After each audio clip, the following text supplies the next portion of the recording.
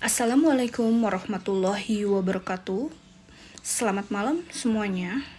Perkenalkan, nama saya Lina Siti Sophia. Dalam memenuhi tugas mata kuliah komunikasi politik dengan tema tokoh komunikator politik, kali ini saya mengambil politisi perempuan Indonesia, yaitu Haji Ratu Atut Khosyah.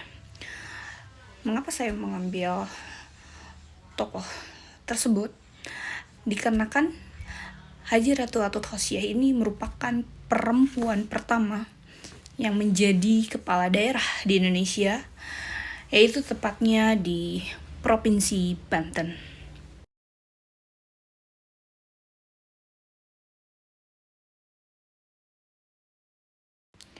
Berikut biografi dari politisi Ratu Atut yang bernama lengkap Haji Ratu Atut Khosyah, sarjana ekonomi atau biasa dipanggil Ratu Atut. Agama Islam, tempat lahir Serang, Banten, Jawa Barat, tanggal lahir Rabu 16 Mei 1962. Mempunyai 2 orang anak dari satu suami bernama Hikmatomet, dan anak pertama Andika Hajurubi, dan anak kedua Andiara Aprilia.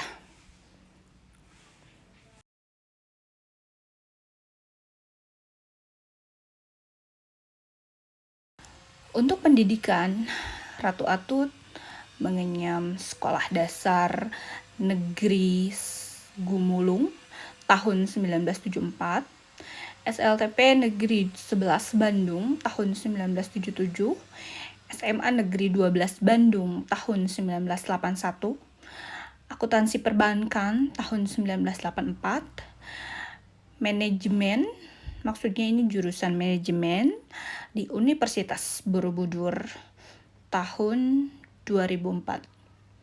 Ini salah satu pendidikan yang menjadi kontroversial. Untuk karir politik, sebenarnya di dunia politik ini Ratu Atut itu mempunyai kans besar.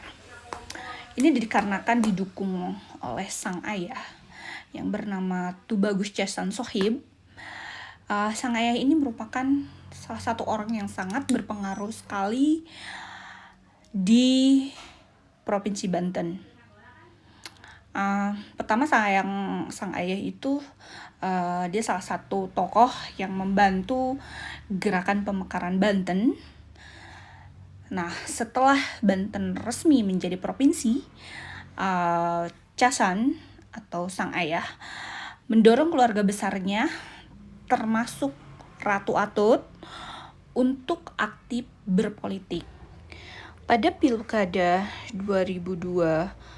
periode 2002-2007, Ratu Atut maju bersama Djoko Monandar. Saat itu Ratu Atut mencalonkan sebagai wakil gubernur, dan dalam pilkada tersebut pasangan Djoko Monandar dan Ratu Atut menang, dilantik pada 11 Januari 2002. Namun saat 2006 Djoko Monandar terjerat kasus korupsi, dan saat itu juga otomatis Ratu Atut ditugaskan menjadi PLT gubernur pada tahun 2006. Selanjutnya pada pilkada periode 2007-2012, kali ini Ratu Atut maju sebagai gubernur berpasangan dengan Muhammad Masduki. Ini didukung oleh banyak partai besar, tentunya Partai Golkar, PDIP, PBB, dan sebagainya. Namun pemilu ini dan akhirnya dimenangkan oleh pasangan Ratu Atut untuk pemilu ini. Tapi pemilu ini mendapatkan gugatan dari 3 pasangan calon lainnya. sehingga suasana makin memanas sampai Presiden Susilo Bambang Yudhoyono saat itu menjabat mengeluarkan keputusan presiden untuk mengesahkan kemenangan pilkada tersebut. Dan melalui keputusan presiden itu, pasangan Ratu Atut ini dilantik menjadi gubernur dan wakil gubernur terpilih. Untuk periode selanjutnya, 2012-2017, Ratu Atut kembali mencalonkan gubernur Provinsi Banten, kali ini berpasangan dengan Rano Karno, dan dimenangkan kembali oleh Ratu Atut. Untuk tangga politik, Ratu Atut memilih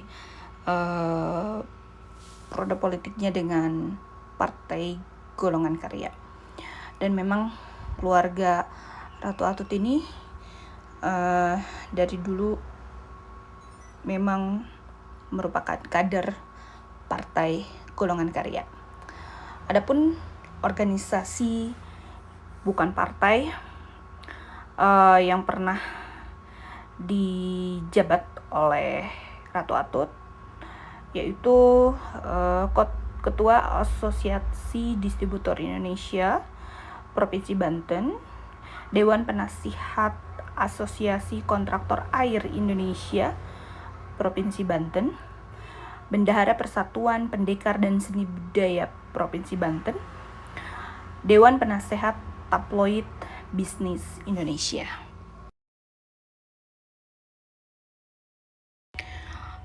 Untuk arah politik atau ideologi politik Ratu Atut ini, kalau saya lihat sih lebih ke aliran politik kekerabatan. Itu juga tercantum sih dari ada jurnal yang saya baca. Memang di Provinsi Banten ini gurita dinasti keluarga Atut ini sangat kuat. Dan saya gambarkan skema seperti ini.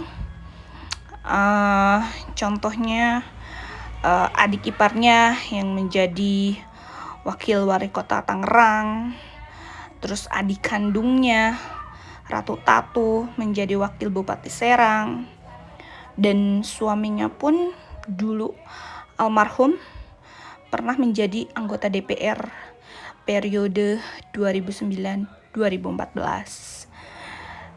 Nah, dari skema seperti ini bisa terlihat memang keluarga Ratu Atut ini mempunyai power di Provinsi Banten itu sendiri. Saya mencoba menganalisa karir politiknya Ratu Atut. Karir politiknya tertinggi itu wakil gubernur Provinsi Banten, kemudian menjadi PLT gubernur Provinsi Banten, sampai akhirnya menjadi gubernur Provinsi Banten sebanyak 2 periode. Namun pada saat periode kedua, yaitu 2012-2017, Ratu Atut ini terkena tindak pidana korupsi. Saat itu korupsinya sebenarnya sih kasus suap untuk Hakim MK Akil Mukhtar pada saat itu sengketa Pilkada Lebak Banten yang saat itu minta dimenangkan karena adiknya sendiri yang mencalonkan. Pada saat itu terjadi sengketa dan terbukti melakukan suap terhadap Hakim Akil Mukhtar itu. Pada saat menjalani hukuman untuk kasus suap tersebut, Ratu Atut menjadi tersangka kembali untuk proses pengadaan alat kesehatan.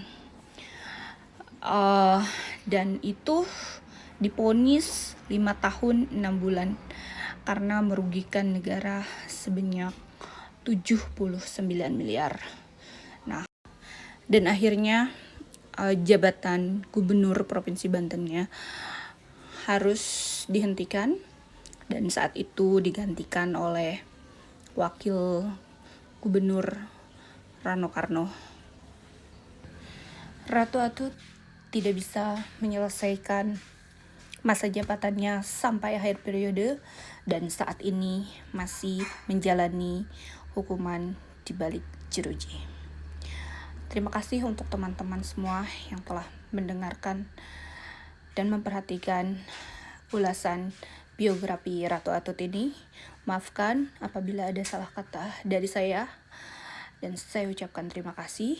Silakan ada pertanyaan tentang Ratu Atut ini, saya menunggu. Wassalamualaikum warahmatullahi wabarakatuh.